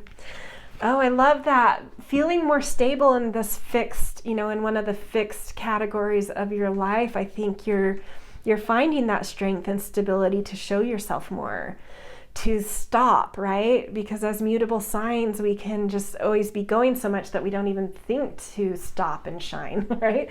We're just like, well, what's next and what's changing and how can I tweak this? And you're not really always present to just being and being seen and allowing yourself to shine a little bit.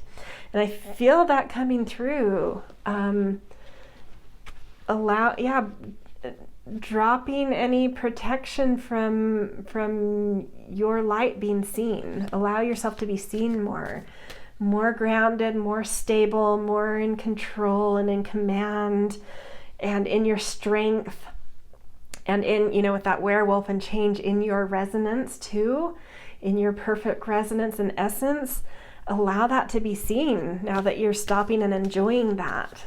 Let it shine, let it, and I love the peacock feathers on this protection guardian. It is like flaunt it a little, show off a little, girls, guys, whoever, theys, whatever you, all spectrums welcome here. Okay, and then we've got 4 of Cups. Yeah, you need to come out. Oh, some of you have been protecting yourselves, hiding away a little bit, but out of needing maybe to because of this card, I feel like contemplating something deeply recently, and it's time to kind of come out of that contemplation. I think you've sort of found what you needed to find internally, contemplated whatever you've needed to contemplate. And then 3 of Pentacles, and start working with others too. 3 of Pentacles, maybe some collaboration coming through, or generally just some work happening, but it feels like life moving from this stalled place of contemplation into this phase of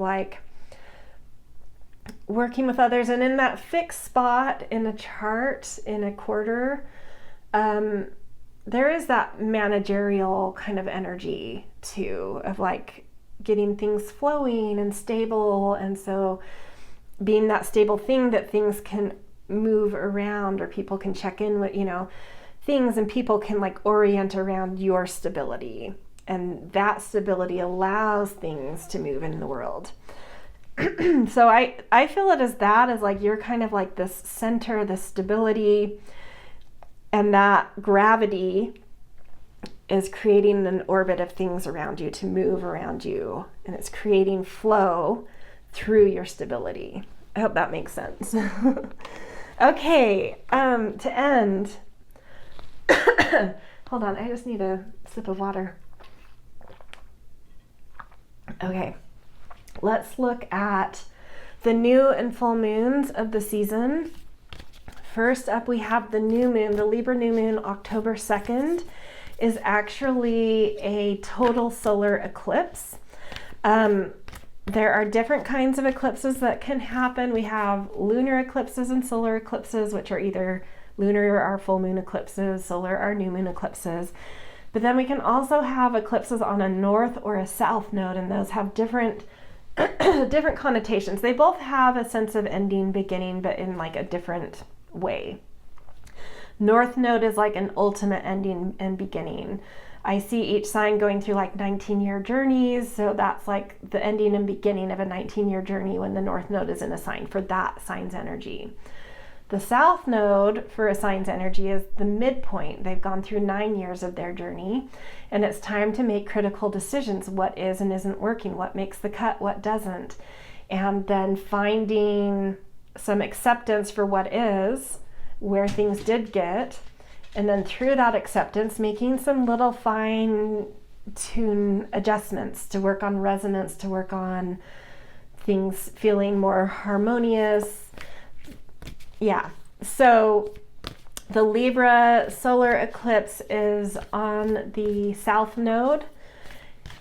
In the last year in Libra energy, there was a lot of refinement and edits and what does and doesn't make the cut, what are the priorities. This year that eclipse is over the South Node, and so we've already done the editing, and now it's about the self-acceptance, and it's about creating right harmonies, right tensions, moving things from conflict to peace, from working on diplomacy and bridge building, but also fairness and justice. And so Libra, South Node, a South Node eclipse, all have kind of a similar meaning. So it's like Libra in its home tone. Libra in its unleashed natural state coming through here. And so at a new moon, like we have on the 2nd, which is going to be the solar eclipse, is when we plant new seeds for the year. So yes, things can happen at the new moon, but in effect, it also is just like that Libra energy, how it develops over the whole course of the year until the next Libra new moon.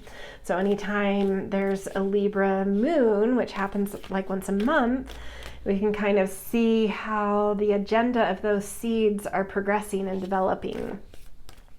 But with eclipses, we usually do see some kind of obvious change of season of things, a shift, changes happening. So let's look at the Libra new moon for you guys. And this because, oh, never mind. I was thinking that, don't worry about it. Don't listen to me right now. Okay.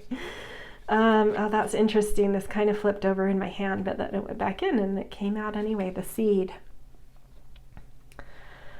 I feel like at this Libra new moon, you're feeling a sense of new possibility, being able to make different kinds of intentions than you've made before. There's something opening up in you, and I think it's because you're finding, look at all those lines around this seed, you're finding your core essence, right? We've already kind of tapped into that. And because you're really getting your core essence and resonance, the intentions you're making, I think, have far-reaching influence, far-reaching frequencies. It's like your receiving station is turning on. And so whatever seeds you plant this Libra season, I think, have the potential to really broadcast in a more powerful way than you've experienced in some time. You're just, so like pay super close attention to really being in your essence, in an essence that feels like you, that feels like, this is my frequency, this is me, this is my essence. And so from that state, any intention you make will be so aligned to what's right for you, and so aligned to successfully growing and moving into the world. But I see these intentions having far-reaching potential. So let's get a divine feather message about this as well. The pheasant, the time is ripe for creation and connection. Focus your attention on these areas. Okay, creation and connection. And because this is Libra, I would say like creating relationships and finding the right connections, finding the right tribe of even people to connect with, the right communities that bring the right connections, the right communities that draw out really elegant, harmonious, beautiful creation in you. It's like finding your right places and people, and it's drawing out the right,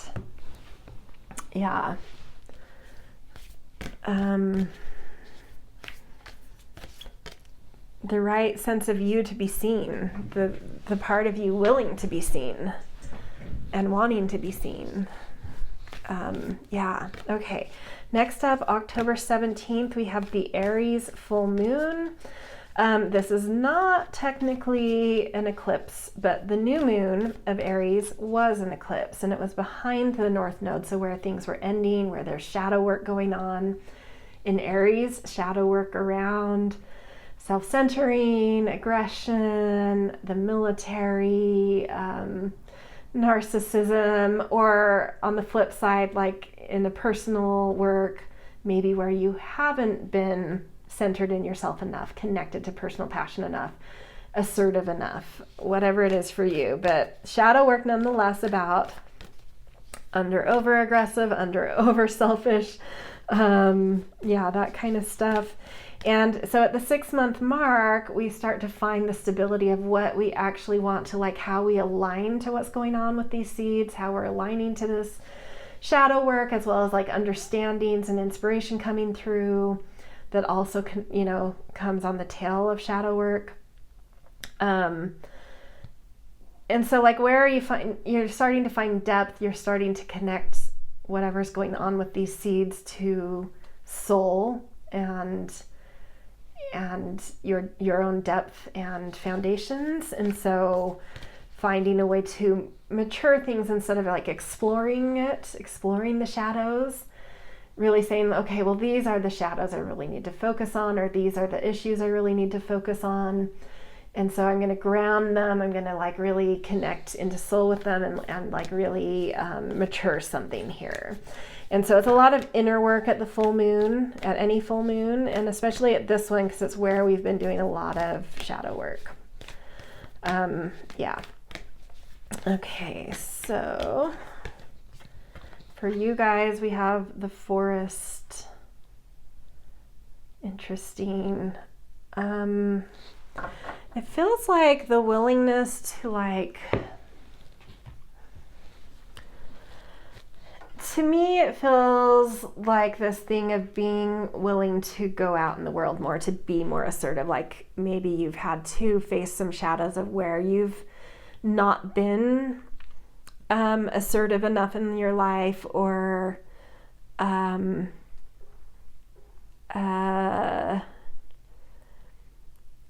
connected to personal passion and personal agendas enough in life. And like, how can you push yourself to go out into those worlds unfamiliar to you? How can you be brave enough to put yourself out there into that bigger, greater, scarier world by being more assertive and more connected to your boundaries and what you want, and going out and getting, So I think something's deepening around this of like, okay, I do need to like push myself a little bit more. And to do that, I need to be stronger in my sense of self and have more clear boundaries and be more passionately connected to what I want for me. What are my passions? What are my agendas? And how can that give me some impulse to jump into, worlds unknown to me? And then we'll get an inner child card. I love this deck for full moons because it is kind of an introspective time. There is hope ahead. Have courage and take heart, for there is hope. Yeah, I think the shadow work you've probably been doing is starting to bring some inspiration. I think you're starting to recognize ways in which you need to push yourself and be more clear and be more assertive for yourself. And in seeing that and recognizing that, like really starting to find, like connect into your soul and some growth in understanding how to connect to that part of yourself that's willing to do that, that's willing to fight for you, willing to be more brave for you, willing to jump into territory unknown to you, to take the leaps. And just starting to feel like, okay, I see it. I'm finding in this Libra season, I'm really finding some kind of strength and stability. And it's really giving me that ability to be seen and to be confronting. And this full moon is highlighting that I'm finding myself more. I'm finding my ability to stand up for myself and go get things for myself. And I do think there's still some shadow, we're 6 months away from the next Aries new moon. There's still work to be done in the shadows, but I think you're over the hump of a lot of the shadow work and coming more into the inspiration and understanding, and hope is the right word here. It's like, maybe it's not that I'm taking action yet and taking leaps into new worlds and going and pioneering into new realms for my life, but I can see that that's going to come. I feel hope about it. I feel like I'm starting to understand the things I've needed to understand around that, and push and know ways in which I need to push myself in that next Aries new moon cycle that comes in 6 months. Yeah, that's really cool. This was a really beautiful reading. I thought there was going to be a lot more resistance in it in terms of sort of like being in more fixed part of your chart this season. But yeah, it felt nice. It feels like a lot of like really empowering stuff coming through for you guys, and really coming into yourself in a beautiful, beautiful way, in a strong way, in a powerful way too. And your archetype coming through is this archetype of like being seen, this archetype of being in the spotlight. So kind of like the star, I guess you could say, but feeling safe to be so, feeling protected and safe enough to open up and kind of be that star in a way. Okay, this is where I'm going to leave you guys. Happy Libra season. I hope this resonated. If so, always appreciate support. Likes, shares, and subscribes are easy ways to do that. Always grateful for kind and thoughtful comments as well. And in general, just thank you for being here. Thank you for letting me read for you guys, and wishing you the best. Hope to see you in future readings.